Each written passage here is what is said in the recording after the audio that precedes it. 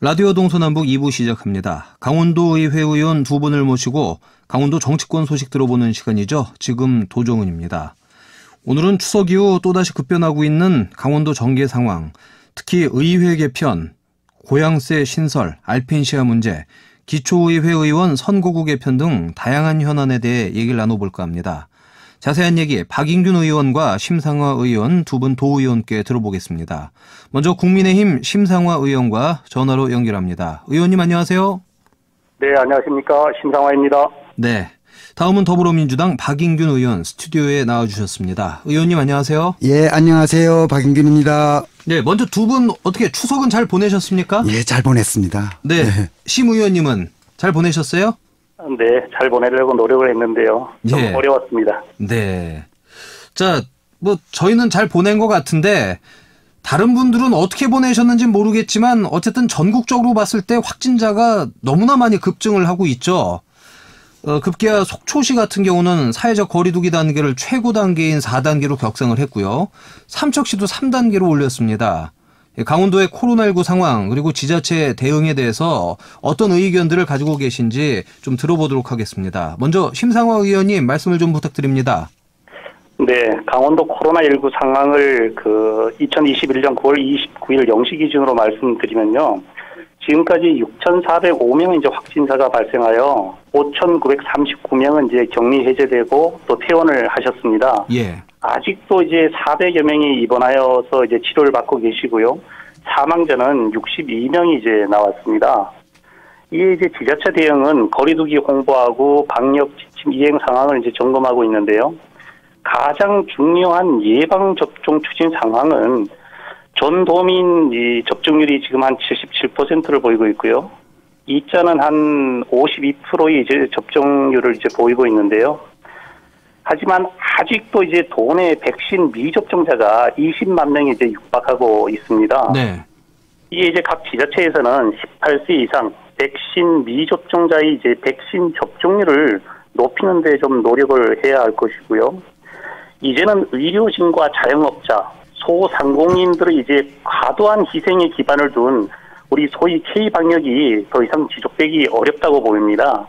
자영업자와 이제 소상공인들께서는 코로나로 죽거나 파산해서 굶어 죽거나 마찬가지라는 말씀을 많이 하고 계십니다. 예. 그래서 이제 자영업자와 소상공인들을 이제 살리는 방향으로 K방역 거리두기 조치를 이제 점차 좀 해제하는 것을 정부에서 검토할 필요가 있다고 보고요. 그래서 이제 앞으로 위드 코로나로 이제 가야 된다고 저는 그렇게 말씀을 드립니다. 네, 그렇군요. 박인균 의원님께서는 어떻게 같은 생각이신가요? 아니면 다른 예, 생각이 비슷합니다. 네. 그렇습니다. 요즘 강원도에 일평균 30명에서 40명 그 사이에 확진자가 나오고 있습니다.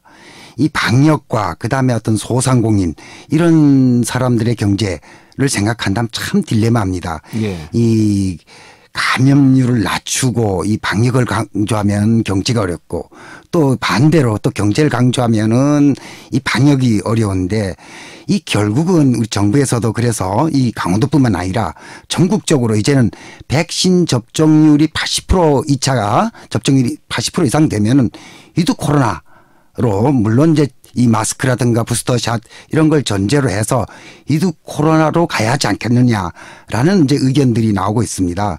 그리고 이제는 이제 그 지자체에서 아주 그 확진자가 많아지고 이럴 때는 단계를 높여야겠지만 이 좀 그 단계를 앞서서처럼 즉각 어떤 이 단계를 높일 것이 아니라 조금 완화된 형태 이 타이밍을 좀 가지고 하는 것이 좋다 이렇게 생각을 합니다. 네. 어느 정도 규모로 갑작스럽게 확진자가 늘어나면 어쩔 수 없지만 지금처럼 먼저 선제 대응하는 건 좀 아닌 것 같다. 네, 이렇게 맞습니다. 좀 이해를 하면 되겠죠, 제가. 예, 네. 예. 자, 코로나19가 나왔으니까 또 빼놓을 수 없는 게 바로 재난지원금 얘기입니다.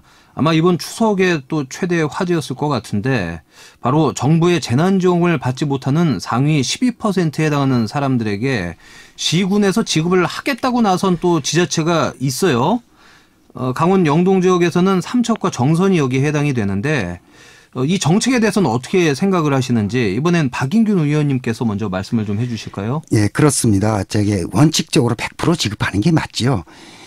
그거는 우리가 이제 행정력의 낭비라든가 사각지대 문제, 그 다음에 어떤 향후 어떤 조세 수입에 관한 부분, 소외계층의 반발, 또 그 다음에 경제의 선순환 이런 것들을 고려를 했을 때 100% 지급하는 것이 더 타당하다. 그리고 예를 들자면 이 기근이 발생했을 때 곳간을 열어서 어려운 그 사람들한테 이 밥을 해 먹였습니다. 그러면 그 주인은 밥을 먹지 말란 얘기입니까? 아니거든요. 그 문제는 지금의 이 부자세, 이 돈을 많이 가지고 있고 땅을 많이 가지고 있고 건물을 많이 가지고 있는 사람들한테 세금을 많이 안 내게 하는 것이 문제인 것이지 그들에게 안 주는 것은 이건 답이 아니다. 이렇게 생각을 하고 있습니다. 그리고 이제 그 결국은 이 지방 지자체에서 이렇게 그 나머지 부분도 주는 것은 그 지방 자치와 분권의 철학과 정신에 맞다. 문제될 것이 없다. 이렇게 생각을 하고 있습니다. 네, 박인균 의원님께서는 문제될 것이 없다라고 보시고 심상화 의원님은 어떻게 보시는지요? 네, 박인균 의원께서 좋은 말씀을 하셨는데요. 다만 이런 것이 재정 자립도가 낮은 시군 지자체의 재정 부담을 더 키울 것으로 우려되는 면도 있습니다. 그 재난지원금은 정말 어려운 소상공인, 자영업자를 좀 파악한 후에 제대로 된 좀 두터운 지원이 이제는 좀 필요하다고 보고요. 현재 강원도 내에 자체적으로 재난지원금 지급을 결정한 지역은 삼척 정선을 포함해서 7개 시군입니다. 예. 강릉과 태백도 고민 중이라고 하고요. 100억 원 이상이 소요될 것으로 보이는 춘천 원주를 제외하면 사실상 모든 시군이 이제 지급을 고민하고 있다고 합니다. 올해 강원도 재정 자립도가 전국 광역 지자체 평균보다 11.7%가 낮은 24.8%입니다.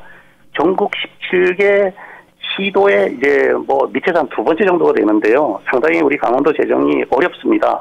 또한 도내 18개 시군 평균 재정 자립도는 14.3%에 불과해서 앞으로 예산에 대한 보다 좀 신속하고 우선순위 검토를 하고 또 집행할 필요가 있다고 보고요. 특히 지금 재난지원금이 내년 선거와 맞물려져서 매표 행위로 전락되지 않을까라는 그런 우려의 목소리도 나오고 있다는 것을 말씀을 드립니다. 네, 그 각 시군에서 고민하는 이 재난지원금이 그 해당 지자체에 있는 모든 사람한테 다시 주는 겁니까? 아니면은 상위 12%에 해당해서 못 받은 사람에게만 시군에서 따로 책정을 해서 지급하겠다는 건지요? 어떻게 받아들여야 될까요? 지금 재난지원금은 상위 15%를 받지 못한 분들한테 지어지는 것이고요. 예. 또 앞서 나갔던 춘천 같은 경우에는 소상공인한테 전액 50만 원씩 지원하는 그런 것도 지금 준비하고 지금 지급을 하고 있다는 말씀을 드립니다. 예. 그 심상화 의원님께서 조금 전에 말씀하셨던 것처럼 이 선거 국면 아니겠습니까?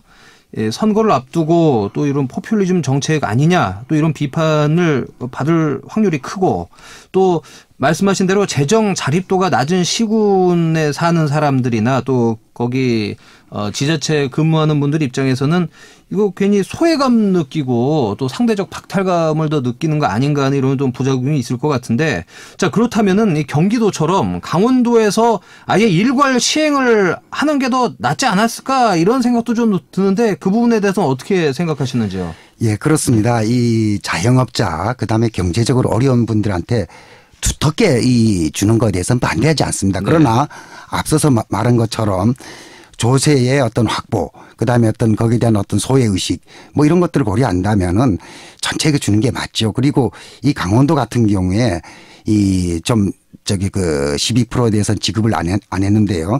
지금이라도 이 18개 시군과 논의해서 좀 됐으면 좋겠다. 이런 생각을 갖습니다. 이 팬데믹 현상으로 이렇게 어렵게 된 건 우리나라만의 문제가 아니거든요. 전 세계적인 문제고 또 전 세계적으로 이 해결 방법이 돈을 풀어서 사회 안정망 구성과 경기 부양이라는 건 이런 공통적인 그 정책을 하고 있습니다. 이게 매표 행위라든가 이런 건 아니다. 또 그렇기 때문에 포퓰리즘도 아니다. 이건 긴급 구호와 경제 살리기다 이렇게 보고 있습니다. 네.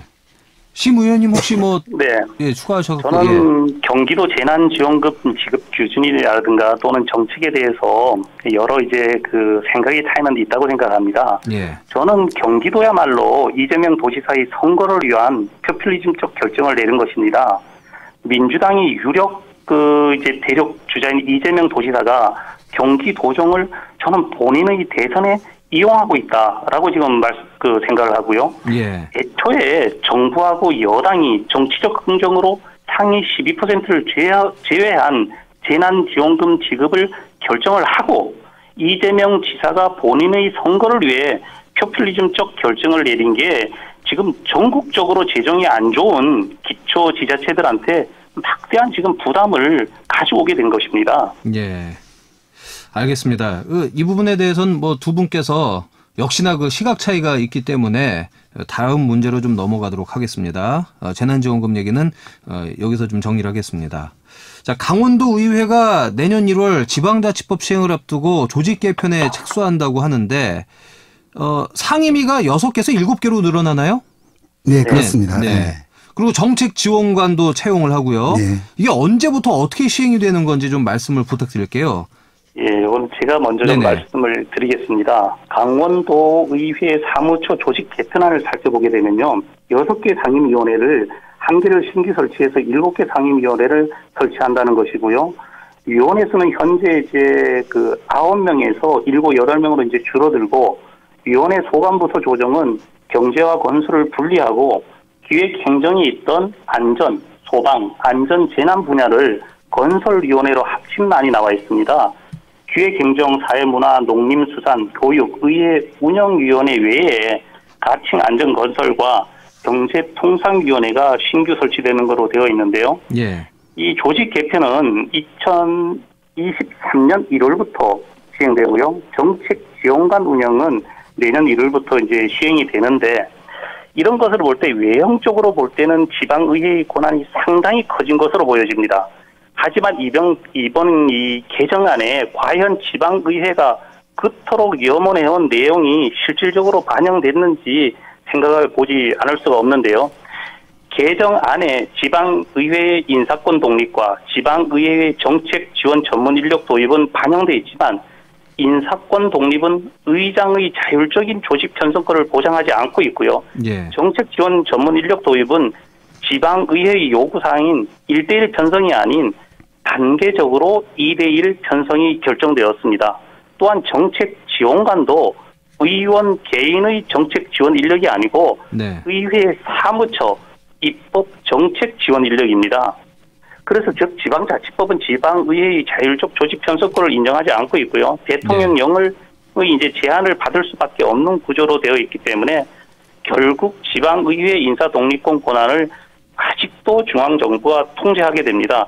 참고로 2019년 강원도 인구는 154만 명이고 21년도 강원도 예산 규모는 9조 7천억입니다. 교육청을 포함해서요. 예. 또 강원도 도의원 수는 46명인데 즉 도의원 1인당 3만 3천 명에 가까운 도민의 목소리를 의정활동에 반영을 해야 되고 2,100억 원 정도의 예산을 심사하게 됩니다. 반면 국회의원은 인턴을 포함해서 9명의 보좌 인력과 입법 예산 등 전문 조직 인력을 갖추고 있으므로 이것을 보면 지방의원은 여전히 개인이 혼자 고군분투하는 구조임을 알 수가 있습니다. 예. 그러니까 지방자치법이 시행이 된다고 해도 막상 뚜껑을 열고 보면은 그렇게 뭐 나아지는 건 없다라는 게 심상호 의원님 말씀이신 거죠? 예, 아무것도 변한 게 지금 없습니다. 네. 박 의원님은 어떻게 보시는지요? 예, 그렇습니다. 뭐 우리 심상화 의원님께서 좋은 얘기를 해주셨는데 저도 뭐 비슷한 생각입니다. 이 보면 이 말이 지방자치고 분권이고 지방의회 권한 강화인 것이지 결국은 이 법률을 가지고 결정을 하는 국회의원들이 어떻게 보면 이 줄세우기고 예. 또 어떻게 보면은 이 지역 관리를 위해서 많은 권한들을 지방의회에다 주지 않고 있습니다. 예. 그래서 보면은 정책 지원관도 2명 앞에 1명. 그 다음에 뭐 이 좀 여러 가지 부분들의 도움을 받을 수 있는 이런 이 효율적인 구조가 전혀 아니죠. 때문에 우리 심상화 의원님 말씀대로 이거는 여야 구분 없이 지방의회 의원들이 공조해서 해결하고 수정 보완하고 요구하고 이렇게 해야 할 과제 같습니다. 그러니까 정책 지원관 같은 경우도 단계적으로 의원 2명당 1명이니까 사실 뭔가 좀 긴밀하게 어떤 사안에 대해서 협의하고 뭔가 추진하기가 쉽지는 않겠네요. 그렇습니다. 예. 네, 뭐 정확히 어떻게 펼쳐질지 모르지만 지금 드는 생각에서는 정책지원관이 물론 일하러 들어갔는데 뭔가를 조사를 좀 요구하거나 뭔가 좀 행정적인 부분을 요구했을 때 다른 의원님 핑계를 댈 수도 있겠네요. 네, 그렇죠. 예. 네. 예, 뭐 아주 사소한 부분일 수도 있는데 이제 그런 것들이 또 쌓이면 또 커지니까요. 자, 그럼 지금 의원인 분들께서 어쨌든 요 토대를 마련하고 뭐 정책지원관은 내년 1월부터 시행이 된다고는 하지만 결국에는 6월에 선거를 하고 거기서 이제 당선되신 분들이 본격적으로 이 지방자치법 시행을 하는 거네요. 네, 그렇습니다. 결국은 저희 이 10대가 아니라 네. 11대 의회 내년 7월부터 본격적으로 그나마 불안정한 제도가 도입되고 적용된다라고 이렇게 보시면 될 것 같습니다. 네, 그러니까 준비를 지금 의원님들이 하고 계시는 거죠? 예, 예. 네. 이게 다음에 어차피 제대로 시행되는 것을 몸으로 느낄 그분들이 하면은 너무 늦나요? 그렇습니다. 이게 준비라는 것이 예. 이 하루아침에 뚝딱 해서 만들어지는 게 아니기 때문에 여러 가지 어떤 이 법률에 근거해서 또 거기에 맞게 이 어긋나지 않게 상충되지 않게 준비를 해야 하기 때문에 이 뭐 하루아침에 만들 수 있는 건 아니죠. 예. 자, 말씀해 잘못된 게 주시죠. 무엇이냐면요. 네. 지금 저희들이 하는 것이 아니라 저희들은 의견만 내는 것이고요. 조직 예. 개편은 2023년 1월부터 시행이 되고 그 조직 개편은 저희들이 뭐 하고 싶다고 해서 되는 게 아닙니다. 이렇게 보면 행안부 이제 정부 지침에 의해서 또 되는 것이고요. 예. 조금 전에 정책 지원관은 모든 이제 강원도민들께서 우리 도의원들도 이제 보좌관 제도가 시설이 되는구나 이렇게 오해를 하고 계시는 분도 계십니다. 예. 하지만 개개인의 의원에 대한 보좌를 하는 게 아니라 의회 사무처에 입법 정책을 해주는 지원 인력으로 지금 되어 있습니다. 예. 그렇게 되다 보니까 행정 사무 인력이 좀 확충되는 것이지 의원들 2명당 한 분이 어떤 개인의 의원의 입법을 뭐 보좌해준다 이런 개념하고는 조금 멀게 지금 보여지고요. 그러니까 의회 행정일을 지원해주는 사람이지 보좌관은 아니다. 네. 네. 예. 그렇게 보시는 게 맞습니다. 네, 그렇군요. 자, 이번에는 좀 얘기를 바꿔서 고양세법 국회 통과에 대한 얘기를 해보죠. 이게 이제 통과가 됐잖아요. 그렇죠? 아닙니다. 네네. 그렇지 아직 않습니다. 예, 예. 아직까지 본회의에서 통과는 안 됐죠. 본회의 통과는 안 됐고요. 예, 예. 아니, 제가 알기로는 고향사랑 기부금에 대한 법률안이 28일 국회 본회의를 통과를 했습니다. 네네. 이걸 이제 고향사랑 기부금법 제정을 통해서 강원도 이제 뭐 한 248억 원의 이제 규모가 이제 세수가 또 예상된다. 뭐 이런 걸 말씀드리고요. 28일 국회 본회의를 통과했다는 말씀을 제가 먼저 드리겠습니다. 예, 예. 28일 날 본회의 상정됐네요. 예, 예. 그런데 고향세 법이라고 했는데 또 지금 심상호 의원님 말씀은 고향사랑 기부금이라고 말씀을 하셨습니다. 네. 분명히 차이가 있을 것 같은데. 예, 이 법률안 자체가 고향사랑 기부금에 대한 관한 법률안이거든요. 그걸 네. 이걸 이제 짧게 이제 맞춰서 고향사랑 기부금법이라고 이제 부르게 되는 것이거든요. 예. 또 이 법안의 내용은 거주 지역이 아닌 고향 또는 다른 지자체에 기부를 하게 되면 세액도 면제받고 기부금의 30%의 한도에서 지역 특산품 등을 답례품으로 이제 받을 수 있도록 그렇게 이제 내용이 담겨 있습니다. 예, 예. 예. 그래서 이제 이 법안에 대한 조례도 사실 강원도에서 또 필요하고요. 또 조례 이제 기부금의 운영에 대한 기준도 강원도 조례를 담아갖고 명확히 또 할 필요가 있다. 뭐 그렇게 저는 보여지고요. 사실 이제 고향사랑 기부금법 시행이 되면 이 강원도처럼 이제 재정 형편이 좀 어려운 중소도시나 또는 농어촌 시군 재정에는 저는 굉장히 큰 도움이 될 것이라고 봅니다. 예. 그러니까 이게 의무사항은 아닌 거네요.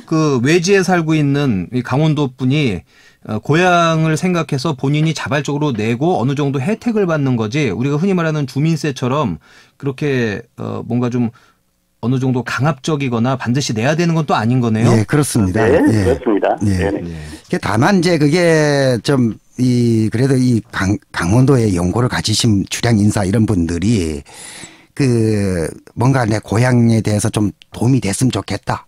이런 네. 어떤 선의의 어떤 그 생각을 가지고 할 경우에는 그래도 좀 도움이 되는 것 같습니다. 2016년 그 전북연구원 연구 결과에 의하면은 강원도 같은 경우에 약 그 1년에 248억 정도의 세수가 증가되지 않겠느냐 이렇게 예측을 하고 있습니다. 예측인 거죠. 예, 예. 그러면 어쨌든 도 입장에서도 이 관련 조례를 또 만들어야 되지 않을까요?